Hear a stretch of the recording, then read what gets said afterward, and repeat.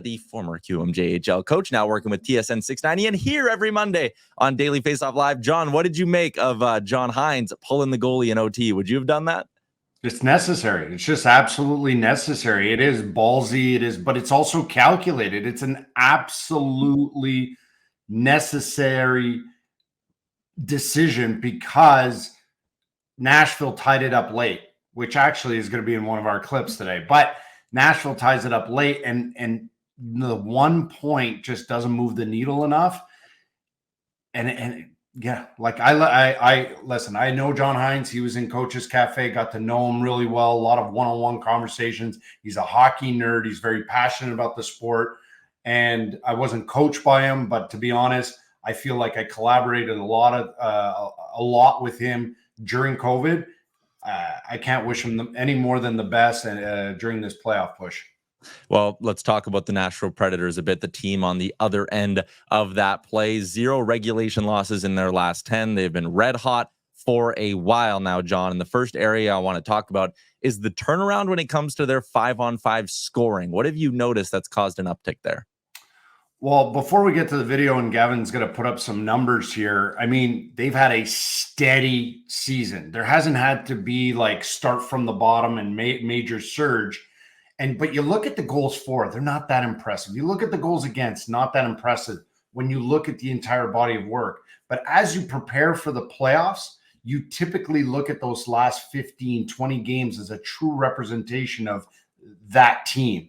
And in their last 15 games, as we go to the next graph, you'll see since the All-Star game, massive improvements. Like they're first in the NHL for goals for overall. And at 5-on-5, they're third. You know, they're defending better. Their power play is up. It's upticks everywhere. So my focus for today's breakdown is going to be purely on the team and no one individual per se. Fair enough. So what do we have in terms of video evidence for this 5-on-5 scoring? So for the 5-on-5 scoring, and it's one criticism I have of a lot of teams, they're not offensively diversified enough. They do not score in different ways enough. And early on, they rely too much on the forecheck, which is an example right here. Third, fourth line type guys. Jankowski puts this right under the bar. They're relentless. They don't cheat the game. They reload all the time. But now they're scoring in tons of different ways. Here's a cross-ice dump from their first line. They don't cheat. Everybody's above the puck, right? They kind of squeeze down the wall a little bit. What do? You got to go to the net front. Don't cheat. Don't look for easy plays. And why not be skilled? That's why they went and got Nyquist, because he's got that savvy skill set that is underrated and understated at times. He's got a lot of poise. And you would think that this first line, who's about to score another goal, have been playing together for years. And Forsberg goes and plays hide and go seek behind the net. And all of a sudden he appears on the other side. You cannot sleep on this line. You watch how they play the give and go crisscross on zone entry. So we've seen forecheck. We've seen sustained ozone play. We've seen a zone entry, which leads to a loose puck. And now it's about puck recoveries for quick transition. Look, skate, decision. It's not the best acronym, LSD, but you've got to execute and you got to play fast. And that's one thing that they're doing. And when they play fast, again, they go behind the net. It's gone. It's up. It's 200 feet. Here's a little spin. Here's some puck protection. Forsberg's wide. He's going to get back to the interior. Here's a triangle. There's support everywhere. But it starts because they don't wait for these long stretched out set defensive zone set breakouts, which drive me bananas. They transition, and it's not always up the wall. Again, look, skate, decision. And now they're up the ice. They finish to the interior, and their slot offense has jumped in every single category. They finish to the inside, and they jump. And when in doubt, why not activate one of the more electrifying defensemen in the last 10 years in Josi? Transition to the middle, catch a guy flat-footed or falling on his back, and then boom, Yossi's going to go and bury that right under the post. Yeah, they certainly have been an exciting team over the last couple of weeks, and I feel like every offense that Andrew Burnett gets his hands on really starts to explode. But look, John, you're a coach, and I was a defenseman, and you and I know that you don't win and go on streaks like these without team defense and without defending the house, defending the slot. And when you watch this team play, they're very responsible in how they handle that area of the ice. What have you seen in that part of Nashville's game that's really helped them become the success as of late that they have? Well, to your point, I think one of the major areas where Brunette was brought in was because he was going to bring a certain offensive flair and kind of, let the shackles off. But I think there's an element with their relationship with Barry Trotz is Barry Trotz kind of defensive schemes, if you will. And he was known for really good slot defense. Guys don't get drawn or pulled away from the slot. Even if teams want to activate 4 or 5 guys, they're not going to really get drawn away from the slot. And that's one thing that I've noticed is their slot defense is improving. One area it needs to be better at is off the rush at times. They're giving up too many chances. However, overall, their slot defense has gotten a lot better, and it's a 5-man play. Saros has been good. Lankinen, when he's called upon, he's done the job, but it's 5 guys inside the house. So let's fire up the film because it leads to all that sexy transition afterwards.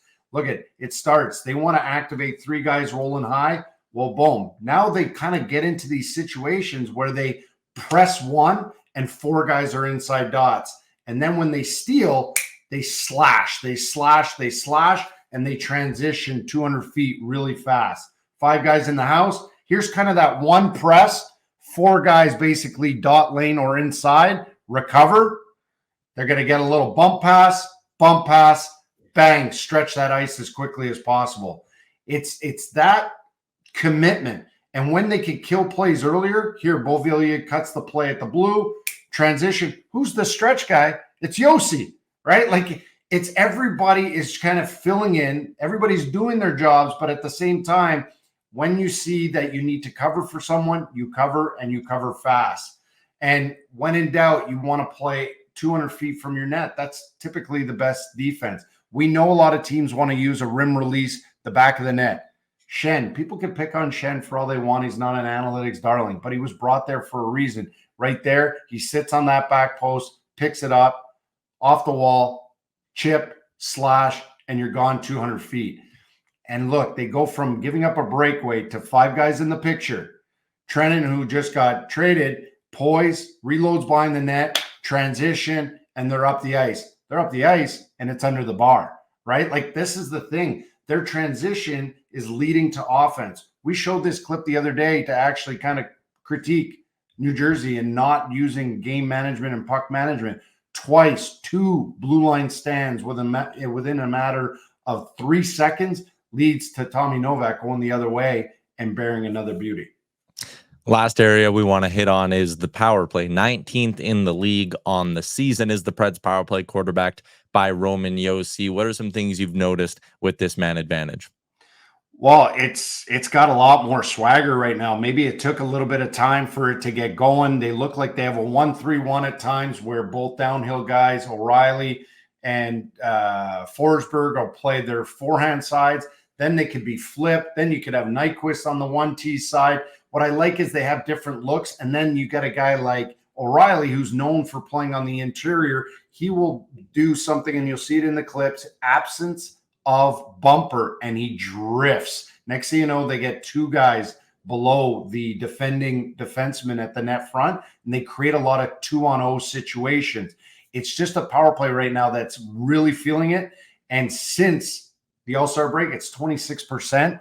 That's an uptick that has been very, very significant for their scoring. So let's fire up the clips here. So watch Forsberg is just going to draw Minnesota to the middle, and it opens up, and we talk about net presence. We talk about situation. That was a big 1 point that they got, tying that game late. They support really well. They create space on the weak side really well for themselves. And again, they don't force a lot of bad shots. When in doubt, put it in 59's hands. He's going to do good things. And Forsberg continues his path down that strong side lane and puts it under the bar. What's also key and not talked about enough with power plays is PP2. They get limited time, and if they can execute semi-regularly, that uptick is huge. And here's a quick breakout, speed in lanes, and your PP2 is executing. Now you got a 1-3-1 with 2 1T type of options, but watch what happens. They stretch Colorado, and watch O'Reilly's body positioning now. Now you got a 2-on-0 net presence, a shot off the back wall. Nobody's boxing that guy out. When in doubt, get your goalie involved in the power play. Quick up, beat a lazy or a late change at the bench, and get a guy like Novak to make a sick little fake. Wow. Sick little fake like he's going to kick it out, beat Byram to the inside, and he rips it. Now you go back to their normal 1-3-1 with 2 downhill options. They move, they rotate. Now they're going to have 3 guys below the hash marks. But when you can have a guy who can rip pucks on wristers and snapshots from distance, from like that, right now Forsberg's just been unbelievable on the power play. But it just seems like whoever's going out there, there's tons of poise, and poise leads to big 1Ts from big number 59 with a great net presence from, again, Ryan O'Reilly. And last but not least, you got to be smart to play on the power play. This is a nifty little deflection done on purpose because he knows he's got a guy on the post. So as much as their 5-on-5 scoring is diversified, I feel that their power play scoring has become very diversified. Interesting and fantastic insight as always. You can find him on Twitter at gourmet_hockey. John, thanks for doing this. What's up, hockey fans? If you enjoyed that video, then you need to be hitting the subscribe button right here at Daily Faceoff. Exclusive interviews and analysis from our hockey insider Frank Saravalli, fantasy updates from Brock Sagan, and a daily live show at noon Eastern, Monday through Friday. You don't want to miss any of the fantastic content, so hit that subscribe button.